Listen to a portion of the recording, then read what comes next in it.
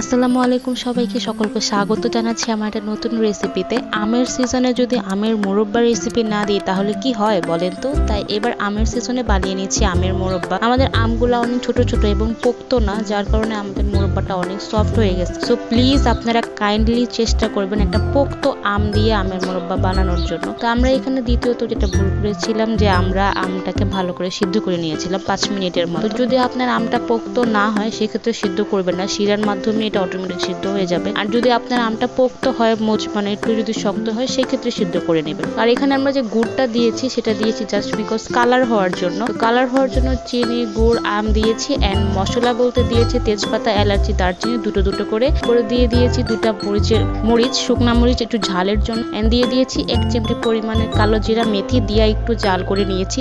শিরাটা কমে আসা পর্যন্ত, কমে আসলে নামিয়ে নিয়েছি। গুড়ের শিরাটা না জমাট বাঁধার জন্য আমরা এখানে 1 চিমটি পরিমাণ লেবুর রসও ইউজ করেছিলাম। Thank you. ভিডিওটি ভালো লাগলে থাকলে like, comment, share and subscribe my YouTube channel.